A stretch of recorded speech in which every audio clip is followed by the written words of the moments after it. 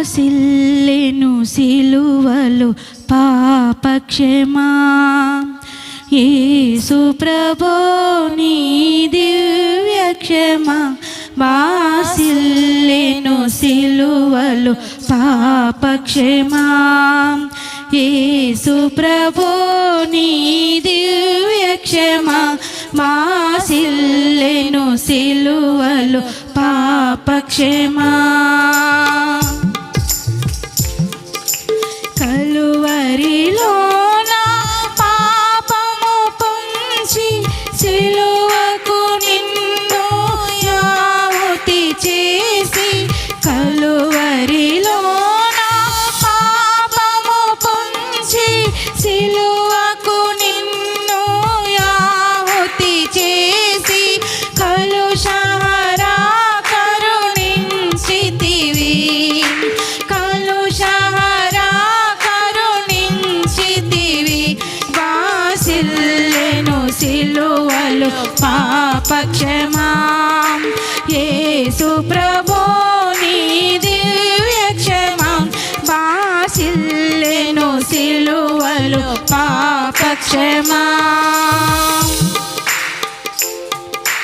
దోషము చేసిన నేనే కదా మోసములో బ్రతికిన నేనే కదా దోషము చేసిన నేనే కదా మోసములో బ్రతికిన నేనే కదా మోసితివా నా శాపభారం మోసితివా నా శాపభారం బాసిల్లెను సిలువలో పాపక్షమా యేసు ప్రభో నీ దివ్య క్షమా బాసిల్లెను సిలువలో పాపక్షమా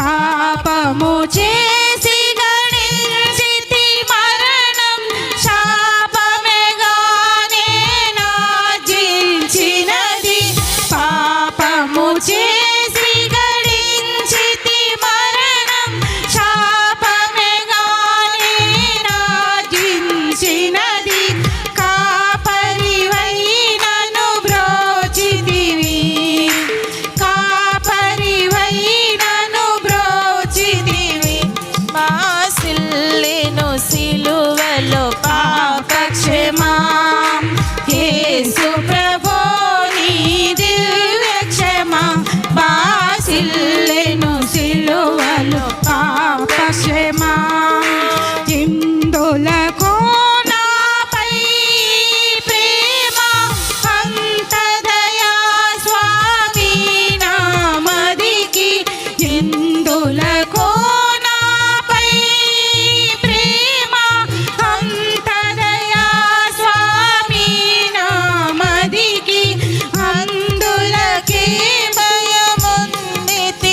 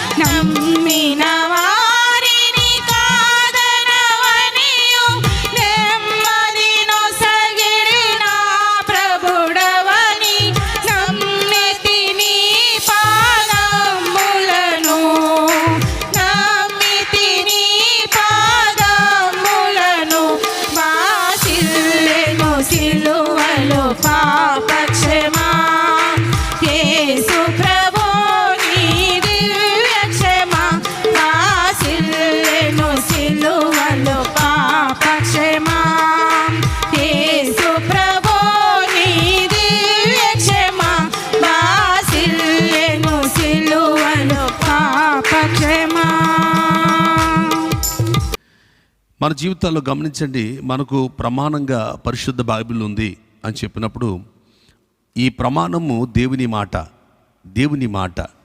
ఈ మాట నా జీవితాలకు, నా హృదయాలకు, అంటే దేవుని హృదయంలో ఏముందో అది నేను తెలుసుకోవడానికి నాకు ఇవ్వబడిన విలువైన గ్రంథమే పరిశుద్ధ బైబిలు. కనుక నేను ఎలా బ్రతకాలో, నా దేవునికి ఇష్టంగా నేను ఎప్పుడు మారగలను అని చెప్పగలిగే ఈ మాటలు గ్రహించి ధ్యానించి జీవించగలిగే వారి నిజమైన క్రైస్తవులు. అసలు ప్రభు ఏది ఇష్టపడుతున్నాడు ఈ పరిశుద్ధ బైబిల్లో? మనం ఆదికాండం నుండి ప్రకటన గ్రంథం వరకు 66 గ్రంథాలు మనం చూస్తే కనుక ప్రతి ఒక్క విషయానికి ఫౌండేషన్, ఒక పునాది విశ్వాసమే కదండి. విశ్వాసం మీద మనం కట్టబడకపోతే, మనం ఏదో కేవలం మనుషుల మాటల మీద, మనుషుల ఆలోచనల మీద, సిద్ధాంతాల మీద కట్టబడితే ఎప్పుడు మనం విశ్వాసులుగా ఉంటాం? ఒక హృదయ భారాన్ని మీ ముందు పెట్టడానికి ఇష్టపడుతున్నాను. అదేమనంటే, నేటి దినాల్లో దేవునికి ఇష్టమైన విశ్వాస ప్రయాణం ఎంతమంది మనం చేయగలుగుతున్నాం? మనుషులకి ఇష్టమైన ప్రయాణం కాదు నేను చెప్పేది, దేవునికి ఇష్టమైన విశ్వాస ప్రయాణం ఎంతమంది మనం చేయగలుగుతున్నాం? ఇది చాలా ప్రాముఖ్యంగా ఆలోచించవలసిన విషయం. నేను ఈరోజు కాస్త బైబిల్ ధ్యానాల్లో ముందుకు వెళ్తున్నప్పుడు ప్రభు ఎందుకో స్టాప్, ఆగు, నీ యొక్క అలవాటు ప్రకారం చదివే గ్రంథాన్ని ఆపి నేను ఒక భాగాన్ని చూపిస్తాను, చూడమని పరిశుద్ధాత్మ దేవుడు నాకు ప్రేరేపణిచ్చాడండి. ఆ ప్రేరణ బట్టి నేను రోమపత్రిక 4వ అధ్యాయము 17వ వచనానికి నేను వచ్చాను. ఆ ప్రేరణ అక్కడ నాకు కలిగించిన ప్రేరణ, తాను విశ్వసించిన దేవుని ఎదుట, అనగా మృతులను సజీవులుగా చేయువాడును, లేని వాటిని ఉన్నట్టుగానే పిలుచువాడునైన దేవుని ఎదుట అతడు మనందరికీ తండ్రి ఉన్నాడు. జాగ్రత్తగా గమనించాలి. ఇంకా కిందకి చదివితే చాలా విషయాలు రాయబడ్డాయి. అయితే ఒక మాట, తాను విశ్వసించిన దేవుని ఎదుట, అనగా మృతులను సజీవులుగా చేయగలిగిన వాడు. సజీవులను మృతులుగా చేయగలిగిన వాడు కాదండి, మృతులను సజీవులుగా చేయగలిగిన వాడు. అంతేకాదు, లేని వాటిని ఉన్నట్టుగానే పిలుచువాడునైన దేవుని ఎదుట. ఏ దేవుని అంటే దేవుడు అనబడే మన విశ్వాసానికి ఆ యొక్క పునాది లేదా ఆ యొక్క విలువైన ఆధారం. ఎటువంటి ఆధారంతో మన విశ్వాస ప్రయాణం చేస్తున్నాం? అబ్రహాము విశ్వాస ప్రయాణం ఏంటంటే, లేని వాటిని ఉన్నట్టుగా పిలవగల దమ్మున్నవాడు, నేను విశ్వసించేవాడు. మృతతుల్యమైన వాటిలో సజీవంగా తేగలిగిన వాడు నా యొక్క విశ్వాసానికి నాయకుడు అన్న విషయాన్ని అక్కడ చాలా స్పష్టంగా చెప్పబడుతుంది. నేటి క్రైస్తవ జీవితంలో మన విశ్వాస ప్రయాణం ఎలా కొనసాగిస్తున్నాం? మనం కేవలం ఈ లోకంలో ఈ జీవితకాలం మట్టుకు మాత్రమే విశ్వసిస్తున్నామా అనే విషయాన్ని మనం ఆలోచన చేస్తే, ఈ జీవితకాలం మట్టుకు కాక, ఎందుకంటే చాలాసార్లు చెప్పుకున్నామండి మనం. కొరింథీయులకు రాసిన మొదటి ఉత్తరంలో 15-19 నేను అనేక సార్లు చెప్పాను. ఈ జీవితకాలం మట్టుకు విశ్వసించే వాళ్ళు అధికంగా ఎక్కువ కనబడుతున్నారు. పైకి భక్తి కలిగిన, పాటలు పాడిన, ప్రార్థనలు చేసిన, దాని శక్తిని ఆశ్రయించిన వాళ్ళు ఎక్కువైపోయారు. అసలు విశ్వాసానికి మన యొక్క ఉదాహరణగా లేదా ఆధారం ఎవరిని పెట్టుకుంటాం? మనం చాలాసార్లు యేసు ప్రభుని విశ్వాసంగా పెట్టుకున్నానండి, ప్రభు పనులు ఎదుగుతున్నానని చెప్తుంటాం మనం. ఎందుకంటే బైబిల్లో దేవునికి ఇష్టం కావాలంటే విశ్వాసమే కావాలి కదా. ఎబ్రీ పత్రిక 11వ అధ్యాయం 6వ వచనంలో రాయబడిన స్పష్టంగా ఏంటంటే, విశ్వాసం లేకుండా దేవునికి ఇష్టడై ఉండట అసాధ్యం, అంటే సాధ్యం కాదని మనందరికీ తెలిసింది. అసలు విశ్వాసం లేకుండా నువ్వు డబ్బు ఉన్నా, కోటీశ్వరుడైనా, గొప్ప ఉన్నతమైన తలాంతులున్నా, పాటలు పాడినా, ప్రార్థనలు చేసిన, వాక్యాలు చెప్పిన, పెద్ద సంఘమే ఉన్న, 12-15 ఆరాధనలు జరిగిస్తున్నా, ఒకవేళ 20-30 వేల మంది ప్రజలు లేదా లక్షల మంది ప్రజల విశ్వాసులు నీ ముందు కూర్చున్నా, నువ్వు గొప్ప వ్యక్తిగా చెప్పుకుంటే కాదు, కానీ నీలో విశ్వాసం ఎంత ఉందన్నది ప్రభు చూస్తాడు. ఆ విశ్వాస పరిమాణం కరెక్ట్గా పరలోకానికి సరిపోతేనే, పరిశుద్ధ వాక్యానికి సరిపోతేనే నీవు దేవునికి ఇష్టం, నేను దేవునికి ఇష్టం. అలాంటి విశ్వాస ప్రయాణం కొనసాగించేవాళ్ళు ఎంతమంది అని పరలోకం కనిపెడతా ఉంది ఇప్పుడు. ఆ పరిమాణంలోనే నేను ఈ యొక్క దేవుని యొక్క పనిని కొనసాగిస్తున్నాను. ఎందుకంటే చాలాసార్లు మన ప్రియులు లూథరన్ సంఘ పరిచర్యలు కానీ, అయ్యా విశ్వాస అపోస్తుల విశ్వాస ప్రమాణాన్ని మనం చెప్తూ ఉంటారు. మనకి చాలాసార్లు వింటూ ఉంటాం. ప్రతి ఆదివారం కూడా చెప్తూ ఉంటారు కదా. అంటే వారిని ఎవరిని ఆక్షేపం చేయాలని కాదు, కానీ భూమి ఆకాశాలు సృజించిన సర్వశక్తి గల తండ్రి అయిన దేవుని నేను నమ్ముచున్నాను. ఆయన ఏకకుమారుడును మన ప్రభువైన యేసుక్రీస్తును నమ్ముచున్నాను. ఈయన పరిశుద్ధాత్మల గర్భము ధరింపబడి కన్యక మరియకు పుట్టి పొంతి పిలాతు అధికారం క్రింద శ్రమపడి సిలువ వేయబడి చనిపోయి సమాధి చేయబడి అదృశ్యమైన లోకానికి దిగిననియు చనిపోయిన వారి నుండి 3వ దినాన లేచి పరలోకంలోకి ఎక్కి సర్వశక్తి గల తండ్రియగు దేవుని కుడిపార్శ్వం వైపున కూర్చుండున్నాడనియు సజీవులకును మృతులకు తీర్పు తీర్చుటకు అక్కడి నుండి వచ్చుననియు నమ్ముచున్నాను. పరిశుద్ధాత్మ నమ్ముచున్నాను. పరిశుద్ధ క్రైస్తవ సంఘాన్ని నమ్ముచున్నాను. పరిశుద్ధుల సహవాసమును, పాప క్షమాపణయు, శరీరపు పునరుద్ధానమును, నిత్య జీవమును ఉన్నవని నమ్ముచున్నాను. ఆమెన్ అని ప్రతి ఆదివారం అపోస్తుల విశ్వాస ప్రమాణం ప్రకటించేవాళ్ళు అనేక మంది తెలుసు క్రైస్తవ సంఘాల్లో. ఇందులో చెప్పబడిన ప్రతి విశ్వాస ప్రమాణంలో పునరుద్ధానం, పరిశుద్ధాత్ముడు, నిత్య జీవం, తీర్పు ఇవన్నీ ఉన్నాయని నమ్ముతున్నాం కదా. మనం నమ్ముతున్నప్పుడు మన క్రియలలో ఈ త్రాగుబోతులు విందులు, ఈ అల్లరితో కూడిన ఆటపాటలు, ఈ యొక్క 40 రోజులు మాత్రమే మద్యం మానేసి తర్వాత మళ్ళీ కంటిన్యూ చేయటాలు, ఈ 40 రోజులే పువ్వులు పెట్టడం లేదా సినిమాలు చూడటం, సీరియళ్ళు, ఈ డ్రామాలన్నీ మానేసి ఈ 45 రోజులు ఈ శ్రమ దినాలు, ఎవరికి శ్రమ దినాలు నాకు తెలియదు కానీ మంచిది. కానీ చివరి దాకా మీ విశ్వాసం ఎందుకు కొనసాగించలేకపోతున్నారు? కొంతమందిని పరిశుద్ధాత్మ దేవుడు అడగమంటున్నాడు. ఇప్పుడైనా మారు మనసు పొంది పశ్చాత్తాపపడి ప్రభువు తట్టు తిరిగి మారు మనసుకు తగిన జీవితం ఫలితాలుంటే ధన్యులమండి మనం. ఎందుకంటే ఈ లోకంలో మీరు నన్ను తిట్టుకున్నా, ఎన్ని అనుకున్నా, నేను లోకంలో ఒకవేళ చంపబడినా, చచ్చిపోయినా నిత్య జీవం ఒకటి ఉందని నమ్ముతున్నా. అందుకే ఇంత బాహాటంగా చెప్తున్నాను. నిత్య జీవమందు మనమందరం కనపడాలి. బైబిల్ చెప్తున్న సత్యం ఇది. నిత్య జీవానికి తీసుకెళ్లేది విశ్వాసము, మన విశ్వాస ప్రయాణము. బైబిల్ అందుకనే ప్రకటన దేవుని యొక్క వాక్యంలో ఎబ్రీ పత్రిక 12వ అధ్యాయం, ఎందుకంటే ప్రకటన గ్రంథానికి వెళ్ళే ముందు ఒకసారి ఎబ్రీ పత్రిక 12వ అధ్యాయం 1వ వచనంలో ఎంత గొప్ప సాక్షి సమూహం మేఘం వలె మన ఆవరించి ఉన్నందున మనం కూడా ప్రతి భారమును సులువుగా చిక్కులు పెట్టు పాపమును విడిచిపెట్టి విశ్వాసమునకు కర్త దాన్ని కొనసాగించువాడు అయిన యేసు వైపు చూచుచు. ఈ పందుపు రంగంలో వింటున్నారా? మన ఎదుట ఉంచబడిన పందెములు ఓపికతో పరిగెత్తాల. ఏది మన యొక్క జీవితంలో ఓపికను పెంచేది అంటే యేసులో ఉన్న విశ్వాసాన్ని చూచి. ఇంత గొప్ప సాక్షి సమూహం మనల్ని ఆవరించి ఉండగా, విన్నారా? ఒక సాక్షి సమూహం ఉంది. ఆ సాక్షి సమూహానికి ప్రథమంగా అంటే విశ్వాసానికి తండ్రి, నాన్నగా యేసు ప్రభు ఉన్నాడు. అది చూచి ప్రయాణం చేసేవాళ్ళు ఎంతమంది మనం అనేది ఈ రాత్రి కాస్త పరిశీలన చేస్తే. ఓకే, నేను టూకీగా ఈ మాటలు చెప్తున్నాను. పరిశుద్ధ బైబిల్లో విశ్వాస జీవితాన్ని చాలా స్ట్రాంగ్గా చేసి, విశ్వాస అంటే ఎలా బ్రతకాలి, బిషప్ అయినా, డాక్టరేట్ అయినా, ఒకవేళ ఒక గొప్ప ఉన్నతమైన హార్ట్ బిషప్గా అయినా, మీరు ఏ స్థాయిలో పిలువబడుతున్నారు, రెవరెండు, అపోస్తులు, ఎన్ని బిరుదులు ఉన్నా విశ్వాసం లేకపోతే దేవునికి ఇష్టలుగా ఉండటం అసాధ్యమండి. నేను టూకిగా ముక్కుసూటిగా మాట్లాడాల్సిందంటే, ఈనాడు మన జీవిత విశ్వాసంలో, మన విశ్వాస ప్రయాణంలో మన విశ్వాసం ఈ విధంగా ఉంది. బైబిల్లో యాకోబు చెప్పాడు కదా, 2వ అధ్యాయం యాకోబు పత్రిక 17లో, క్రియలు లేని విశ్వాసము మృతము. ఇప్పుడు అపోస్తలుల విశ్వాస ప్రమాణం చదువుకుంటున్నాం, చెప్పుకుంటున్నాం, మాట్లాడుకుంటున్నారు. మరి అందులో విశ్వాసంలో ఆయన ఒకే దేవుడని నమ్ముతున్నప్పుడు, పరిశుద్ధాత్మ వలన గర్భవతి ఆమె కన్య మరియ గర్భమున పుట్టిన యేసు ప్రభువు ఆయన పొంతి పిలాతు క్రింద శ్రమ అనుభవించి ఆయన చనిపోయి మృతుల లోకానికి వెళ్ళి తిరిగి లేచి ఆయన వచ్చాడని, మరలా తీర్పు తీరుస్తాడని నమ్ముతున్నాం కదా. ఆయన వల్లే పునరుద్ధానం ఉందని నమ్ముతున్నాం కదా. పరిశుద్ధాత్మను నమ్ముతున్నాం, పరిశుద్ధుల సంఘమును నమ్ముతున్నాం, పరిశుద్ధ విశ్వాసం ఎలాగ కొనసాగించాలో నమ్ముతున్నప్పుడు నిత్య జీవం ఉందని నమ్ముతున్నాం కదండి.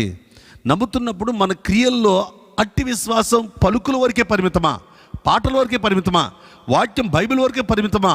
క్రియల వరకు ఎప్పుడు వస్తుంది? క్రియల వరకు ఎవరికైతే క్రియల వరకు విశ్వాసం వస్తుందో, ఎందుకంటే ఎబ్రీ పత్రికలో అండి వాక్యము అది నిర్మాణం చేయబడాల. ఎబ్రీ పత్రిక 11 అధ్యాయంలో దేవుని యొక్క వాక్యం చాలా స్పష్టంగా రాయబడిన 2వ వచనంలో అదే మాట ఉంది కదండి. ఏమని? ప్రపంచంలో దేవుని వాక్యం వలన, ప్రపంచంలో దేవుని వాక్యం నిర్మాణమైన ఉన్నవి. అంటే వాక్యం వల్ల నిర్మాణం చేయబడాలి. వాక్యం వింటే సరిపోదు, దానివల్ల నిర్మాణం రావాలి, నిర్మించబడాలి. ఒక ఇటుకలు కూర్చుంటే సరిపోదు, అది ఇల్లుగా కట్టబడడానికి నిర్మాణం రావాలి. నువ్వు ఒక పరిశుద్ధత గురించి వినడమే కదా, పరిశుద్ధత అనేది నిర్మాణం మనలో చేయబడాలి. నీతి గురించి వినడం కాదు, నీతి మనలో నిర్మాణం చేయబడాలి. యథార్థత నిర్మాణం చేయబడాలి. ఏమండి? దేవుని యొక్క ఉన్నతమైన ఆయన చిత్తం, ఆయన ప్రణాళిక మనలో నిర్మాణం చేయబడాలి. అలా నిర్మాణం చేయబడిన వీరులు కొంతమంది ఉన్నారు. వాళ్ళ గురించి టుకగా కొన్ని మాటలు దేవుని చిత్తమైతే మాట్లాడడానికి నేను ముందుకు వస్తున్నాను. ఎబ్రీ పత్రిక 11వ అధ్యాయంలో ఫస్ట్ ఆఫ్ ఆల్ ఈ రాత్రి మనం ధ్యానం చేస్తున్న గొప్ప విశ్వాసాల్లో ఒక మొదటి వ్యక్తిని బైబిల్ చెప్తున్న 4వ వచనంలో ఉన్న మాట ఏమనండి? విశ్వాసమును బట్టి ఏబేలు కయ్యోను కంటే శ్రేష్టమైన బలి దేవునికి అర్పించెను. దేవుడు అతని అర్పణలను గూర్చి సాక్ష్యం ఇచ్చినప్పుడు అతడు ఆ విశ్వాసమును బట్టి నీతిమంతుడని సాక్ష్యము పొందెను. అతడు ఆ విశ్వాసమును బట్టి, అట్టి విశ్వాసాన్ని బట్టి నీతిమంతుడని సాక్ష్యం పొందెను. అతడు మృతి పొందియు అట్టి విశ్వాసము ద్వారా మాట్లాడుచున్నాడు. ఈ రాత్రి ఒక్కసారి ఏబేలు గురించి మనం ధ్యానం చేద్దాం. అంటే మన క్రియలు కలిగిన విశ్వాసం కలిగిన వీరులు ఎంతమంది ఉన్నారు? వాళ్ళలో ఒక్క విలువైన మొదటి యొక్క విశ్వాస ప్రయాణానికి బలైపోయిన ఏబేలు గురించి మనం మాట్లాడితే కనుక, ఈ ఏబేలు గారి గురించి మనం మాట్లాడుతున్నప్పుడు గమనించండి, ఒకే కుటుంబంలో పుట్టిన కయ్యోను ఏబేలు. ఈ కయ్యోను పట్టుకెళ్ళాడు అర్పణ, ఏబేలు పట్టుకెళ్ళేదంతా మన అందరికీ తెలిసిందే. అయితే అర్పణ పట్టుకెళ్ళినప్పుడు ఏబేలు అర్పణ దేవుడు స్వీకరించాడు. ఇక్కడ అర్పణ ముఖ్యం కాదు, ఇతడి విశ్వాసానికి తగిన క్రియలు ముఖ్యం. అందుకని నీతిమంతుడని ఎంచబడ్డాడు. క్రియలు ఏం చేస్తాయంటే నీతిమంతులుగా తీరుస్తాయి. మన విశ్వాసం ఉందంటే మన క్రియల్లోకి రావాలి దాన్ని, అప్పుడు నీతిమంతులు అవుతాం మనం. అందుకని క్రియలు లేని విశ్వాసం మృతమని ఎందుకు చెప్పాడంటే, ఎప్పుడైతే నీలో ఉన్న విశ్వాసపు ప్రమాణం చెప్పుకున్నప్పుడు, విశ్వాసం యొక్క ప్రయాణం చేస్తున్నప్పుడు, విశ్వాసం యొక్క వాక్యాలు వల్లిస్తున్నప్పుడు, విశ్వాస సంబంధమైన పాటలు పాడుతున్నప్పుడు అది క్రియల్లోకి రాకపోతే, దాన్ని డబ్బు వల్ల కానీ, అధికారాల వల్ల కానీ, కులం వల్ల కానీ, మతం వల్ల కానీ, డినామినేషన్ల వల్ల కానీ చంపేస్తున్నామే. మనం చూసుకోండి ఒకసారి, చాలా సంఘాలు చంపేస్తున్నాయి సంఘాలు. ఎందుకంటే డబ్బులో, చాలామంది పాస్టర్లు డబ్బులో చంపేస్తున్నారు విశ్వాసాన్ని. కొంతమంది చాలామంది విశ్వాసులు చెప్పాలంటే పదవుల్లో చంపేస్తారు. ఏమంటే కొంతమంది అధికార సంబంధమైన లేదా అది ఏమంటారు ఉన్నతమైన వారి యొక్క వర్గాలను బట్టి చంపేస్తారు, కులాన్ని బట్టి చంపేస్తారు. ఆలోచన చేయండి ఎంతగా, అంటే మనం ఎలా చూడవలసిన విశ్వాసాన్ని ఎలా చూస్తున్నాం, మనం ఏ విధంగా చూస్తున్నాం, మనం ఏ విధంగా మన విశ్వాసాన్ని పరిమితి చేసుకున్నాం, ఏ స్థితికి మనం చేర్చుకున్నాం విశ్వాసాన్ని ఆలోచన చేయండి ఒకసారి. చాలాసార్లు మనం ఆలోచన చేస్తాం. అంటే ఇప్పుడు ఎగ్జాంపుల్ మాట చెప్తాను, అంటే ఇది తప్పుగా మీరు అనుకున్నా, ఇది కరెక్ట్గా అనుకున్న ఆలోచన చేయండి ఒకసారి. ఆలోచిద్దాం. ఎందుకంటే ఆలోచిద్దాం. ఇప్పుడు మన యొక్క భారతదేశ రాజ్యాంగ నిర్మాత అయిన డాక్టర్ బిఆర్ అంబేద్కర్ గారు, వారు ప్రపంచాల్లో అనేక విషయాలు చూచి ఈరోజు మన భారతదేశ పరిస్థితుల్లో, పాలన విధానాల్లో ఒక మంచి రాజ్యాంగాన్ని గురించి మనం వింటున్నాం. వారు భారతదేశం అంతా కుల ఏలుబడులు కానీ, మత ఏలుబడులు కానీ, మనుషుల మధ్య ఎటువంటి విభేదాలు తేకుండా వాళ్ళ సౌఖ్యంగా సంతోషంగా బ్రతకాలని ఒక నినాదంతో మనుషులంతా ఒకటే, మనమందరం ఒకటే అన్న విషయంతో తెచ్చారు. అయితే కొన్నిసార్లు ఏం చేస్తామంటే, ఈ యొక్క అంబేద్కర్ గారిని ఒక కులంలోనే చూస్తూ, అంబేద్కర్ని లేకపోతే ఒక ప్రాంతంలోనే చూస్తూ ఉంటే దానివల్ల ఉపయోగం ఏంటి? అలా చేసిన వాళ్ళు లేరా? అరే, రాజ్యాంగంలో ఉన్న ఆ విలువైన విషయాలను పట్టించుకుని మనం దానివల్ల హక్కులను కొరకు పోరాడుతూ, అది ఎస్సీయా, ఓసీయా, బీసీయా లేదా అదా ఇదని కాదు, కానీ ఈ రోజున చట్టంలో ఉన్న కొన్ని విషయాలు మనం గమనించండి. మన యొక్క ఇప్పుడు స్వేచ్ఛగా ఈ భారతదేశంలో అనేక విషయాల్లో ప్రతి కులస్తుడు, ప్రతి మతస్థుడు నేను భారతీయుడిని అని చెప్పుకుని గర్వంగా చెప్పుకున్నాం. ఆ చట్టాన్ని తెచ్చుకుని, ఆ చట్టాన్ని బట్టి, ఈ రాజ్యాంగాన్ని బట్టి బ్రతుకుతున్న వాళ్ళల్లో రాజ్యాంగాన్ని రాసిన వ్యక్తిది ఏ క్యాస్ట్, రాజ్యాంగాన్ని రాసిన వ్యక్తి ఏ ప్రాంతం, రాజ్యాంగాన్ని ఇంకా మనం అది వెతుకుతున్నామంటే మన కళ్ళు ఎలాగున్నాయో ఆలోచించేయండి. విశ్వాసం కూడా ఎలాగైపోయిందంటే, నేను బైబిల్లో ఎందుకు చెప్తానంటే, విశ్వాసం అనేది కేవలం నీ డినామినేషన్కి పరిమితం చేసేస్తే దాన్ని చంపేస్తున్నావు. విశ్వాసాన్ని పరలోకానికి పరిమితం చేయాలి. భారత రాజ్యాంగ నిర్మాత ఒక భారతదేశ ఒక ఉన్నతమైన వ్యక్తిగా చూడవలసిన వ్యక్తిని ఒక వర్గానికి చూస్తే అది ఎంత తప్పో. ఎందుకంటే నేను ఒకటి చెప్తున్నాను, గమనించండి. ఇది నేనే కాదు, చాలామంది నాకంటే గొప్ప అనుభవనీయులు చెప్పారు. ఫేస్బుక్లో, వాట్సాప్లో, యూట్యూబ్లో కూడా మీరు ఈ విషయాలు విన్నారు. నాకంటే అనుభవనీయులు చాలామంది గొప్ప గొప్ప ఉన్నతమైన పండితులు, విద్యావంతులు, గొప్ప వాళ్ళకి తెలుసు ఇదంతా. ఈ విధంగా ఎలాగైతే ఈ భారతదేశంలో ఈ విషయాలు మనం ఎంత చెప్పినా అలాగే గాలి కుదిలేస్తామో, సంఘాలలో కూడా గమనించండి, విశ్వాసం అనేది ఒక డినామినేషన్తో చంపి, డబ్బుతో చంపి, లోక మనుగడతో చంపి నేను విశ్వాసం అని చెప్పి బతుకుతున్నాం మనం. విశ్వాసి అయితే ఏది తెగింపు, ఏది పంచిపెట్టడం, ఏది నీ ధనాన్ని దేవుని కొరకు వెదజల్లడం, ఏది నీ కొరకు నీ శరీరం దేవుని పనిలో పని చేయటం. పదవి లేకపోతే, పాట లేకపోతే వెళ్ళవు చర్చికి, పలకరింపు లేకపోతే వెళ్ళవు చర్చికి. ఏమండి, ఈ వారంలో అమ్మా మీ ప్రసంగం ఉంది ఈరోజు అంటేనే ఆ రోజు కనపడుతుంది ఆ టీచర్ అమ్మ గారు, లేకపోతే ఆ యొక్క మేనేజర్ గారు, లేకపోతే ఆ యొక్క గొప్ప ఆ సారు. ఈరోజు వాక్యం ఉంది కాబట్టి 2 డేస్లో నువ్వు వెళ్ళావు చర్చికి. వాక్యం లేకపోతే వెళ్ళావు, ఇంట్లో కూర్చుంటావు. అలాంటి వాళ్ళు ఎంతమంది లేరు. నా భారం ఏంటంటే, విశ్వాసమైతే క్రియల్లోకి వెళ్ళి నీ విశ్వాస పరిమాణాన్ని పరిపూర్ణంగా అర్పించుకోవాలి దేవునికి. Praise the lord. ఏబేలును బట్టి 2 విషయాలు మనం చెప్పుకోవచ్చు. ఏబేలు విశ్వాసము ఎలా సాక్ష్యం ఇచ్చింది. 1, అతడిచ్చే అర్పణ అతని నీతిమంతుడిగా చేర్చే సాక్ష్యం పొందాడు. 2, అతడు చనిపోయినను ఆయన క్రియలు వింటున్నారా, అతడు చనిపోయినను అతడు సజీవుడిగా అతని విశ్వాసం మాట్లాడుతుంది. అతని విశ్వాసం అటువంటి సాక్ష్యం పొందుకున్నాడు. 1 గమనించండి, చచ్చిపోయినా విశ్వాసం చావలేదు. అతడు చచ్చిపోయినా అతని విశ్వాసం చావలేదు, ఇప్పటికీ మాట్లాడుతుంది. అతడు బ్రతికే ఉన్నాడు. అతని క్రియలు ఇంకా బ్రతికే ఉన్నాడు. ఏబేలు వలె ఇస్తారా, ఏబేలు వలె చేస్తా, ఏబేలు ఇంకా సంఘాల్లో బ్రతుకుతూనే ఉన్నాడు, క్రైస్తవ సమూహంలో బ్రతుకుతూనే ఉన్నాడు. గమనించండి, విశ్వాసం కలిగిన వ్యక్తి అతడు చనిపోయినా ఆయన విశ్వాసం, అతని విశ్వాసం లేదా ఆమె విశ్వాసం ఎప్పటికీ మాట్లాడుతూనే ఉంటుంది. అది గుర్తించాలి. అటువంటి పరిస్థితుల్లో ఈ విశ్వాసానికి సంబంధించి ఏబేలు గారి గురించి 2 మాటలు మీతో నేను మాట్లాడతాను. 1, ఫస్ట్ ఆఫ్ ఆల్, ఏబేలు గారు ఆయన దేవుని సన్నిధికి అర్పణ పట్టుకెళ్ళేటప్పుడు పాస్టర్ గారు లేరు, అక్కడ వాక్యం కూడా చెప్పలేదు. కానీ తన మనస్సాక్షికి తెలియబడిన తన తండ్రి ఆదాం చెప్పిన విషయాలే కానీ, తన తల్లి అవ్వ చెప్పిన విషయాలే కానీ తమ జీవితంలో తెలుసుకుని శ్రేష్టమైనది దేవుడి దగ్గరికి పట్టుకెళ్ళాలి. దేవుడు మనందరికంటే ఉన్నతమైన వాడు, గొప్పవాడు. అతడు మన వల్ల బ్రతికేవాడు కాదు, ఆయన వల్ల మనం బ్రతుకుతున్నాం. ఈ భూమి అప్పటికి శపించబడి ఉంది కదండి. ఈ శపించబడిన భూమిలో అతడు ఒక బలిగా క్రొవ్విన వాటిని తీసుకుని పట్టుకుని వెళ్తూ ఉన్నాడు. గమనించినట్లయితే మనం అనుకుంటాం, కయ్యోను పశువులు కాసుకునేవాడు కాదు, అతడు భూమిని చేతిపరుచుకుంటున్నాడు, ఏబేలే పశువులు కాసుకుంటున్నాడు అది. కానీ బైబిల్ గ్రంథంలో కయ్యోను కుటుంబంలో కూడా పశువుల కాపరులు ఉన్నారు. అతని పుట్టిన పిల్లలు కూడా పశువుల కాపరులు, గుడారాలు వేసుకుని ఉంటున్న వాళ్ళు ఉన్నారు. అతడు ఏం చేశాడంటే, ఈ శపించబడిన భూమిలో కాస్త ఏదో పట్టుకెళ్ళాడు తప్ప అతడు దృష్టి పెట్టలేదు దేవుని సన్నిధిలో. చూడండి, కొంతమంది సంఘానికి వెళ్తున్నాం వస్తున్నాం, ఈరోజు వెళ్ళాలి కాబట్టి ఈ 45 రోజుల్లో లేదా ఈ సిలువ ఇక గుడ్ ఫ్రైడే వరకు వెళ్ళాలి కాబట్టి వెళ్తున్నామని ప్రయాణము సంఘం మెట్లెక్కితే కాదు, చర్చి మెట్లెక్కితే కాదు, నువ్వు పరిపూర్ణంగా అర్పణగా మారి వెళ్ళాలి. Praise the lord. దేవుని సన్నిధిలో ఇష్టపడి వెళ్ళాలి, ఆయనను ఆరాధించడానికి వెళ్ళాలి. ఈ గొప్ప భాగ్యం మనకి ఇచ్చినందుకు వెళ్ళాలి. సమాధుల దొడ్డుకి వెళ్ళకుండా ఇంకా సజీవులుగా ఉన్నాం కంటే సజీవుడైన దేవుని మందిరానికి వెళ్ళుట ప్రతిరోజు అది భాగ్యం అని ఎంచుకుని వెళ్ళాలి.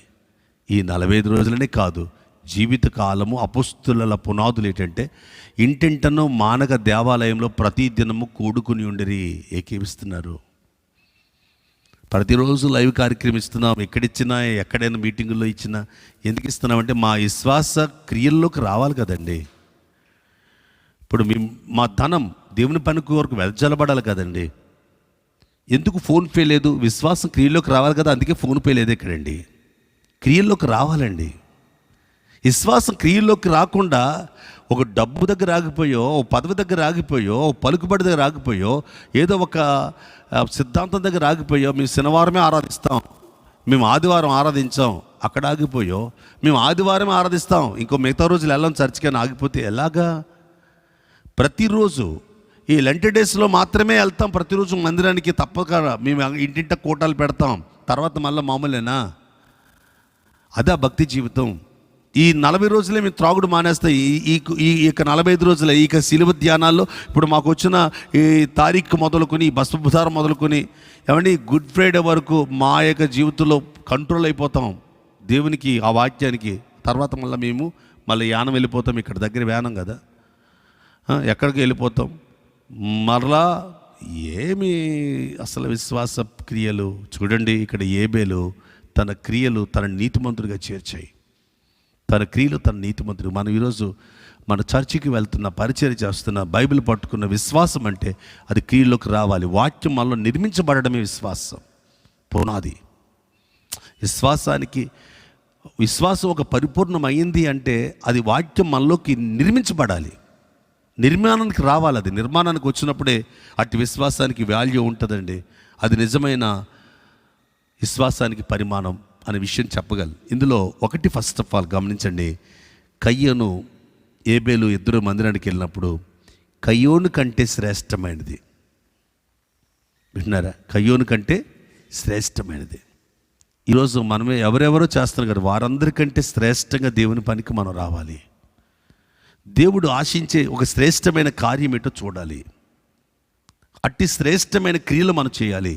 ఏది శ్రేష్టమైంది అది తెలుసుకుని ఆ పనికి మనం తెగించి ముందుకు రావాలి. నాకు అనిపించింది దేవుని పనిని అబ్రహాం కానీ దావీదు కానీ మీరు చూడండి, అది చాలా భయంకరమైన అజ్ఞాన కాలము, దుర్మార్గ కాలం. ధర్మశాస్త్రం ఉన్న కాలమైనా దావీదు కాలంలో, ధర్మశాస్త్రం లేని కాలమైనా అబ్రహాం గారి కాలంలో మీరు గమనించినట్లయితే దుర్మార్గం పెరిగిపోయిన కాలం అండి.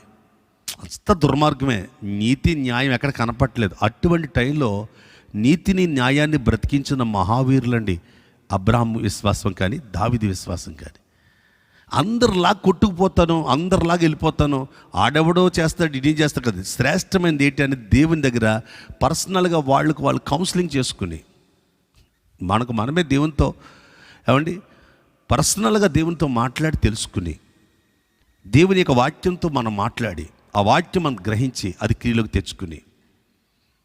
అబ్రహాం గారి జీవితం మీరు చూశారు కదా, ఎంత గొప్ప మాట అంటే మృతులను సజీవులుగా చేయగలిగిన వాడు, లేని వాటిని ఉన్నట్టుగా పిలవగలిగిన వాడైన దేవుని ఎదుట అతడు మనందరికీ తండ్రి అయి ఉన్నాడు అంటూ చాలా విలువైన మాట ఏంటంటే దేని బిడ్డలారా, విశ్వాసానికి ఏమాత్రం కూడా నిరీక్షణకు ఆధారం లేనప్పుడు, అక్కడ రాయబడిన మాట నిరీక్షణకు ఆధారం లేనప్పుడు 18వ వచనంలో ఆ బి పార్ట్ రోమా పత్రిక 4వ అధ్యాయంలో అక్కడ రాయబడింది.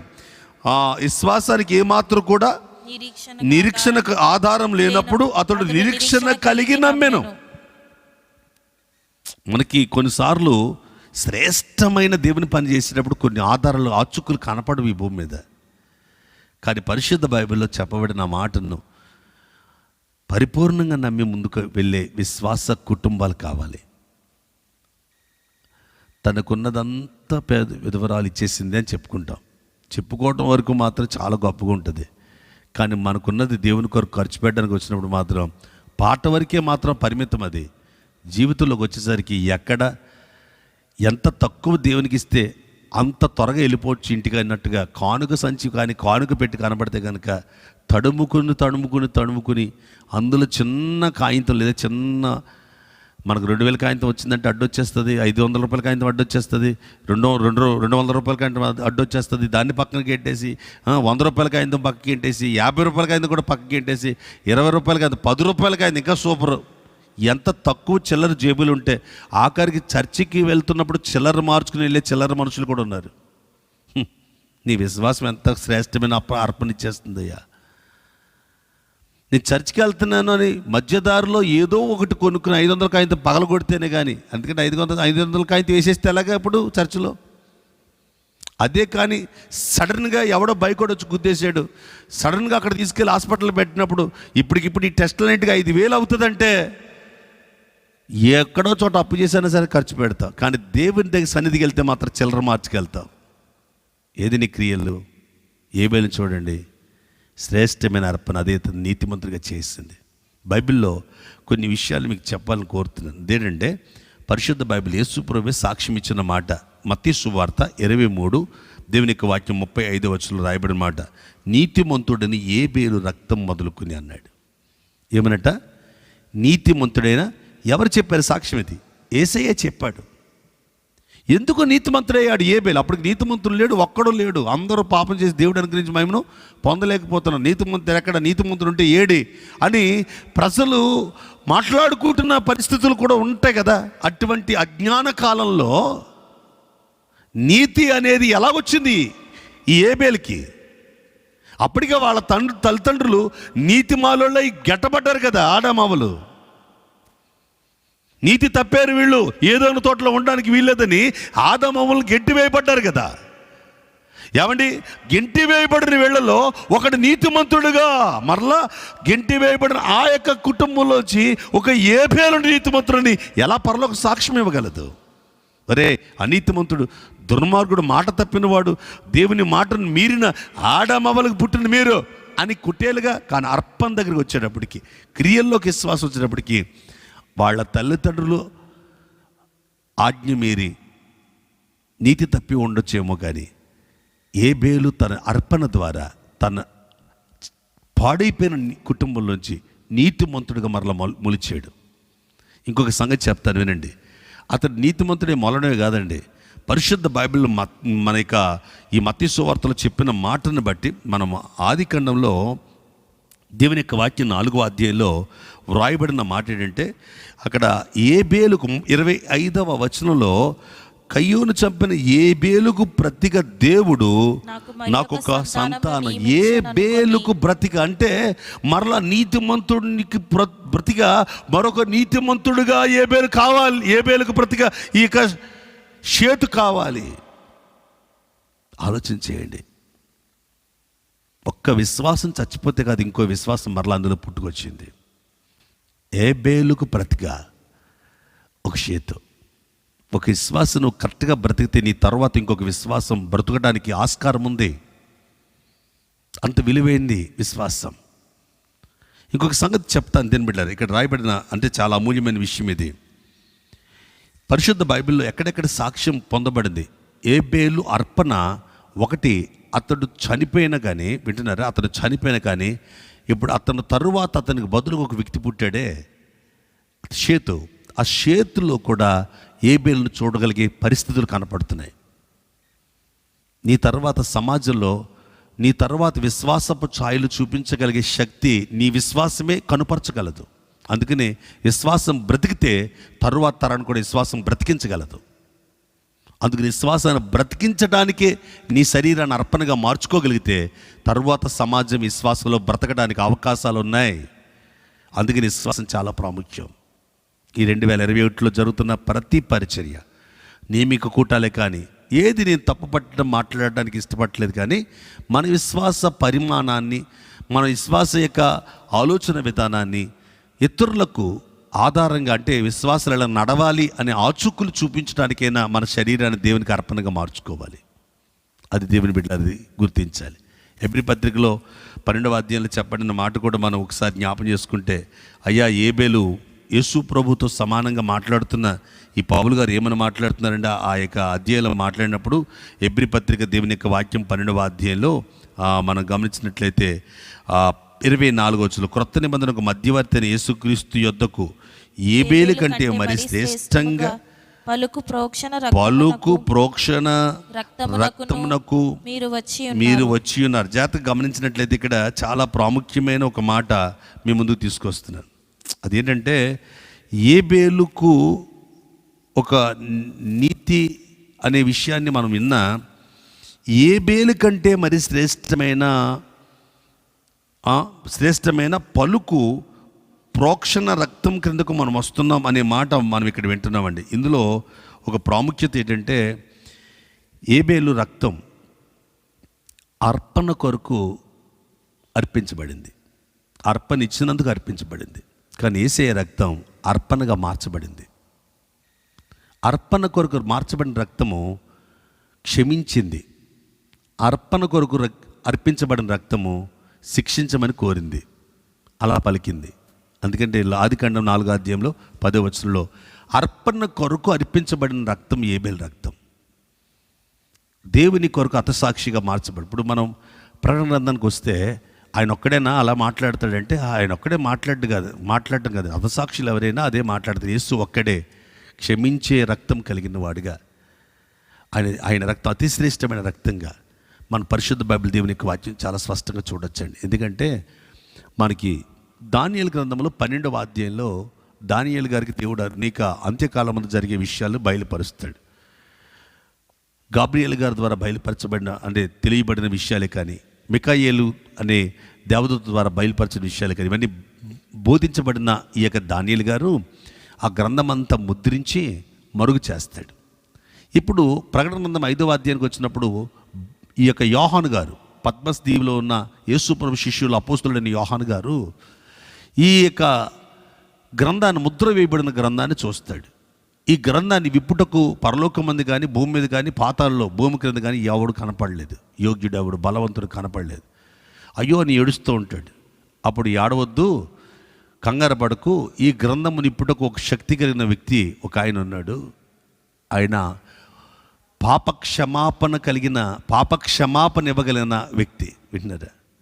పాపక్షమాపణ ఇవ్వగలిగిన రక్తం అది, ఆ రక్తానికి శక్తి ఉంది, ఆయన ఇప్పుతాడని ఆ గ్రంథాన్ని, ఆ గొర్రెపిల్ల, ప్రకటన గ్రంథము 5వ అధ్యాయంలో 1 నుండి కొన్ని వచనాలు మీరు చూస్తే 5వ వచనంలో కూడా ఆ గొర్రెపిల్ల, వదకు తేబడిన గొర్రెపిల్ల ఆ గ్రంథముని ఇప్పుటకు శక్తి కలిగిన వాడిగా ఉన్నాడు. ఆయన ఇప్పినప్పుడు 7 ముద్రలు కలిగిన ఈ యొక్క గ్రంథం 6వ అధ్యాయంలో 5వ ముద్రకు వచ్చినప్పుడు అండి, బలిపీఠం కింద ఆత్మలు కనపడతా ఉన్నాయి. ఈ పరిశుద్ధుల ఆత్మలు ఏమని అడుగుతున్నాయి ఆ బలిపీఠం కింద అని ప్రకటన గ్రంథము 6వ అధ్యాయము 10వ వచనానికి వస్తే అక్కడ వారు, నాదా సత్యస్వరూపి పరిశుద్ధుడా, ఎందాక తీర్పు తీర్చకయు మా రక్తము నిమిత్తం భూమిని వాసులకు ప్రతిదండన చేయకయు ఉందువని బిక్కరగా కేకలు వేసిరి. ఏబేలు ఒక్కడే కాదండి, నా రక్తాన్ని గురించి తీర్పు తీర్చవయ్యా అని ఆదికాండం 4వ అధ్యాయం 10వ వచనంలో అడిగితే ఆయన ఒక్కడే కాదండి, హతసాక్షులు అయిపడిన ప్రతి పరిశుద్ధులు కూడా అక్కడ మనకు కనపడుతున్నారు. ఈ విషయాలు ఎందుకు తెలియజేస్తున్నానంటే, ఏబేలు మొదట సిందించబడిన రక్తం బలి అర్పించటానికి వెళ్ళి బలైపోయాడు. కానీ యేసుప్రభు అలా కాదు, బలిగా మార్చబడి ఈ లోకానికి వచ్చాడు. ఎబ్రీ పత్రిక 10వ అధ్యాయంలో అదే మాటలు మనం చూస్తాం. ఎందుకంటే 10వ అధ్యాయం ఎబ్రీ పత్రిక దేవుని యొక్క వాక్యాన్ని మీరు గమనిస్తే 10వ అధ్యాయం 10వ వచనంలో రాయబడిన మాట, యేసుక్రీస్తు యొక్క శరీరము ఒక్కసారి అర్పింపబడుట చేత ఆ చిత్తమును బట్టి మనము పరిశుద్ధపరచబడి ఉన్నాము. అర్పణగా మార్చబడి, ఈ లోకల్ ఆయనే అర్పణగా మార్చబడి మనందరి యొక్క పాపాల కొరకు క్రయధనంగా, విమోచన క్రయధనంగా మన పాపములను, దోషములను మన మీద వెలుబడి చేస్తున్న పాపాలు ఒకటే కాదండి, దోషానికి వచ్చే శిక్షనే కానీ, పాపానికి వచ్చే ప్రతిఫలమే కానీ, అది ఏదైనా సరే ప్రతి ఘోర పాపాన్ని కొట్టివేయగల శక్తి యేసు రక్తానికి ఉంది. యోహాను మొదటి పత్రికలో క్లియర్గా రాయబడిన మాటలు, యేసు రక్తం ప్రతి పాపం నుండి మనల్ని పవిత్రులుగా చేయగలిగేది, పరిశుద్ధపరచగలిగేది అనే విషయాన్ని 1వ అధ్యాయంలో చాలా క్లియర్గా 7వ వచనంలో మనం చూడగలుగుతున్నాం. దేని బిడ్డలారా, ఇప్పుడు ఆయన వెలుగులో మనం అన్యోన్య సహవాసం చేయాలా, ఆయనతో నడవాలి, క్రియల్లో యేసు ప్రభుతో నడవాలి. అందుకని యోహాను యొక్క మొదటి పత్రికలోనే కదండి, దయచేసి 3వ అధ్యాయంలో 12వ వచనంలో, మనము కయ్యోను వంటి వారమే ఉండరాదు, వాడు దుష్టుని సంబంధి అయి తన సహోదరుని చంపెను, వాడు అతన్ని ఎందుకు చంపెను? తన క్రియలు చెడ్డవియు తన సహోదరుని క్రియలు నీతి గలవై ఉండేను. యోహాను గారు కూడా సాక్ష్యం ఇస్తున్నాడు. ఆదికాండలో సాక్ష్యం పొందుతున్న మోషే గారి ద్వారా, యేసుప్రభు మత్తయి సువార్తలో సాక్ష్యం ఇస్తున్నారు, హెబ్రీ పత్రికలో అపోస్తలుడైన పౌలు సాక్ష్యం ఇస్తున్నాడు. ఎవరి గురించి? ఏబేలు గురించి. ఎక్కడ ఏబేలు? ఆదికాండంలో చనిపోయాడే, ప్రకటన అంతవరకు ఉన్నాడు. అతని క్రియలలో గమనించండి, జీవిస్తున్నాడు. ఎందుకని అంటే అతడి విశ్వాసము అంత బలమైనది. మన విశ్వాసం కూడా ఒక విషయం గమనించండి, మన విశ్వాసం సాక్ష్యం పొందాలి. ఎలాంటి సాక్ష్యం పొందాలంటే, ఒకటి, శ్రేష్టమైన అర్పణ ద్వారా నీతిమంతులుగా మార్చబడే విశ్వాసం అంది. రెండు, మనము చనిపోయినను మన విశ్వాసం సజీవమై బ్రతుకుతుంది ఈ భూమి మీద అన్న సాక్ష్యం కావాలి. అతడు చనిపోయినను అతని విశ్వాసం మాట్లాడుతుంది. అతను మాట్లాడే విశ్వాసం కలిగిన వాడు. అటువంటి కృపగల దేవుని యొక్క సన్నిధిలో మన విశ్వాసం కట్టబడాలని నా భారం అండి. అందుకే నేను ఈరోజు ఈ వాక్యంలో కాస్త కష్టంగా మీకున్న ఈ విషయాలు చెప్పడానికి ఇష్టపడుతున్నది ఏంటంటే, ఈనాడు విశ్వాసం లేకుండా దేవునికి ఇష్టంలో నీ ఇష్టం అంటూ డబ్బు పోజాతలోనే ఏమండి, ఈ యొక్క నాన్నగారు ఇందాక అయ్యగారు చెప్పారు, మందిరాలు కట్టేవాళ్ళు చాలామంది ఉన్నారు, పరిచయలు జరిగే చాలా చోట్ల పరిచయలు జరుగుతున్నాయి. అలాగే ఇక్కడ లైవ్ కానీ చాలా చోట్ల లైవ్ కార్యక్రమాలు జరుగుతున్నాయి. కానీ ఏ సంఘానికి వెళ్ళే ప్రజలు ఆ సంఘానికి వెళ్తున్నారు. మన తాపత్రయం ఏంటంటే ఎక్లీషియా సంఘం కట్టబడాలంటే ప్రతి గల్లీలో, ప్రతి ఊరిలో, ప్రతి ప్రాంతంలో ఉన్న ప్రతి క్రీస్తు వారి యొక్క సంఘం, ప్రభు యేసుక్రీస్తు వారి సంఘం, వారి చిన్నవారా పెద్దవారా, సేవకులు 10 మంది ఉన్నారు, 100 మంది ఉన్నారు, 1000 మంది ఉన్నారు కాదు, ప్రతి సేవకుడిని ప్రోత్సహించే పని మనకు ఉండాలి. ప్రతి సేవకుని ఆత్మీయులను బలపరిచే పని మనకు ఉండాలి. అంతేగాని దోచుకున్నాం, ప్రజలను ఆకట్టుకున్నాం, ఏదోదో చర్చస్లో ఉన్న వాళ్ళందరినీ దోచుకుని వాళ్ళ దగ్గర తీసుకువెళ్ళి వాళ్ళ దగ్గర పెట్టుకుని ఇది నాదే గొప్పదనుకుంటే, నా పనే గొప్పదనుకుంటే ఎలా? ఈరోజు పైకి మాత్రం విశ్వాసాన్ని గురించి బాహాటంగా చెప్తున్నారు, కానీ ప్రజలు దాని క్రియల్లోకి తెచ్చిన నడిచేవాళ్ళు ఎంతమంది అని ప్రభు ఈ రాత్రి పరిశుద్ధాత్మ దేవుడు అడుగుతున్నాడు.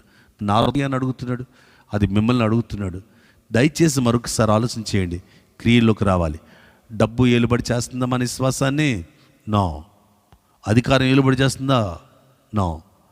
దీనికోసం నేను ప్రతిరోజు పోరాడుతూనే ఉన్నాను. నేను మీకు ఏదో అతిగా చెప్పట్లేదండి. ఏ రోజు ఈ లోకాన్ని విడిచిపెడతానో తెలీదు.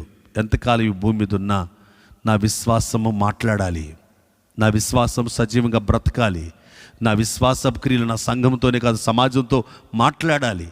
అట్టి విశ్వాసపు అర్పణగా నేను మారి నీతిమంతుడిగా తీర్చబడి పరలోకంలో తీర్పులోనికి నిత్య జీవులోకి వెళ్ళాలంటే నీతిమంతుడిగా తీర్చబడాలి. అందుకు నా శరీరము అర్పణగా మార్చబడాలి.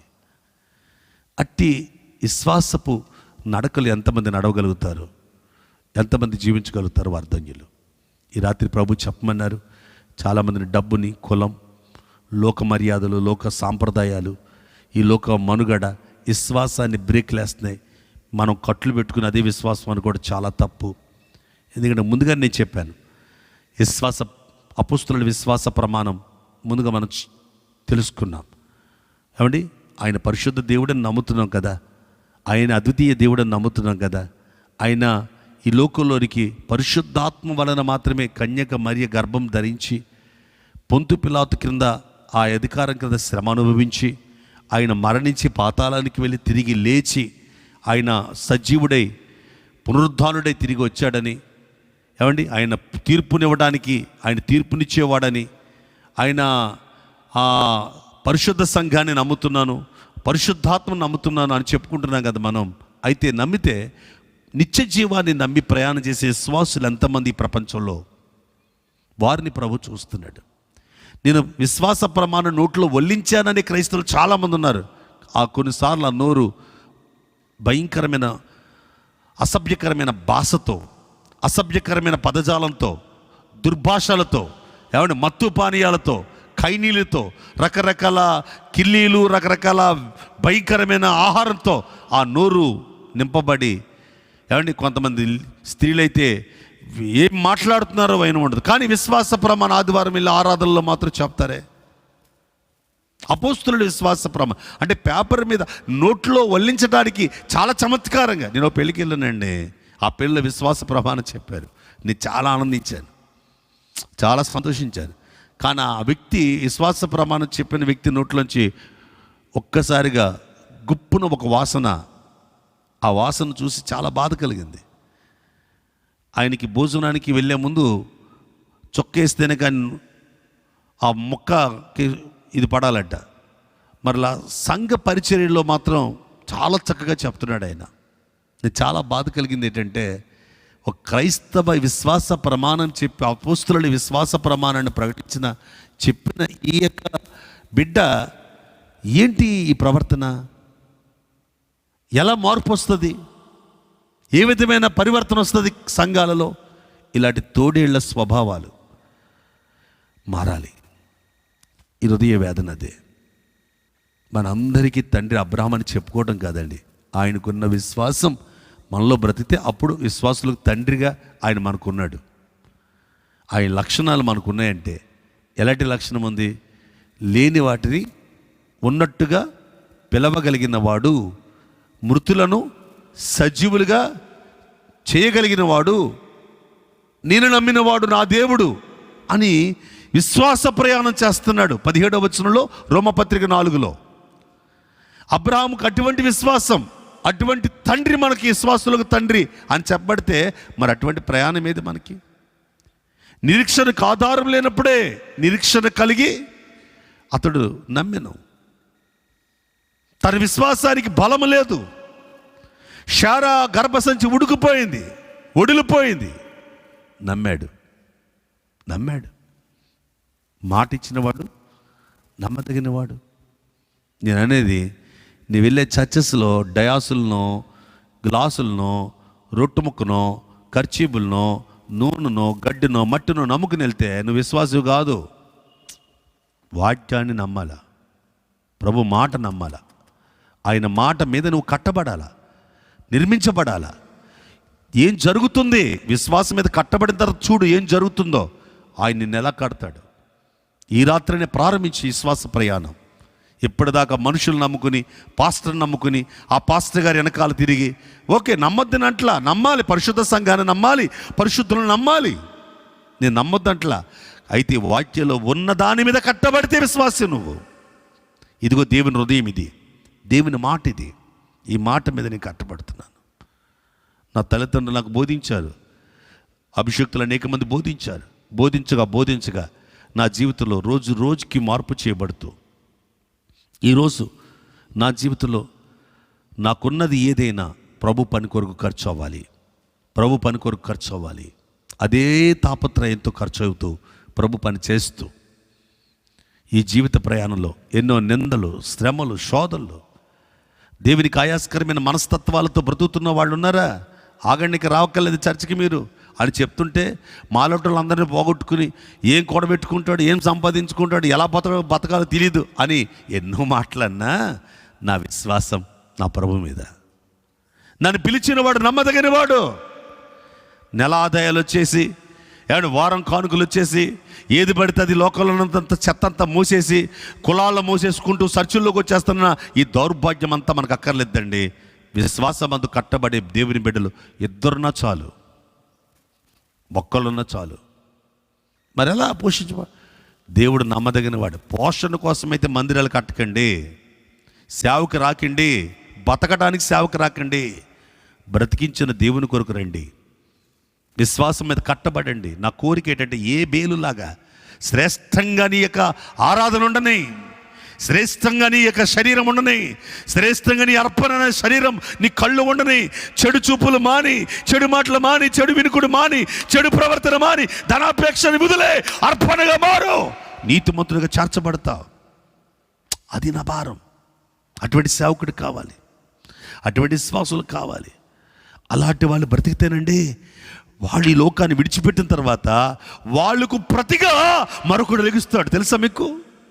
బక్సింగాయికి ప్రతిగా, ఎవడి సాధు సుందర సాయికి ప్రతిగా, ఒక బిల్లిగ్రామ్కు ప్రతిగా, ఒక రవి చక్రికి ప్రతిగా, ఒక ఏసన్నకు ప్రతిగా, ఒక దైవజడు వంగమూరు దేవదాసయ్యకు ప్రతిగా. ఈ ప్రపంచంలో గనులైన దేవుని సేవకులు ఎంతోమంది వెళ్ళిపోయారు. వాళ్ళకు ప్రతిగా అనేక మంది ఆత్మీయులను దేవుడు లేపుతూనే వచ్చాడు. ఆయా కోణంలో బ్రతుకుతూనే ఉన్నారు.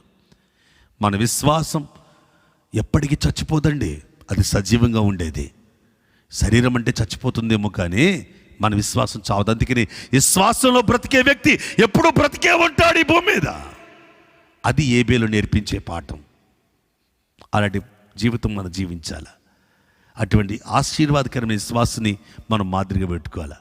ఒక్కొక్క వ్యక్తిని గురించి ధ్యానం చేయడానికి ఇష్టపడితే కనుక ఏబేలు ఈ రాత్రి మనం పెట్టుకుంటే, ఏబేలులో ఉన్న విశ్వాసం ఇంత గొప్ప సాక్ష్యమూహంలో ఒక్క వ్యక్తి విశ్వాసం. ఆ రోజుల్లో ఏబేలు ఎలాగ తన జీవితంలో కయ్యోను కంటే శ్రేష్టమైన అర్పణగా మనం కూడా ఈ లోకంలో ఎవరెవరి విశ్వాసాలు చూచుకుని కాదు, వారందరికంటే శ్రేష్టమైన దేవుడు కోరుకునే విశ్వాసానికి మనం కట్టుబడి మన ఆత్మీయ జీవితాన్ని కొనసాగించుకుందాం.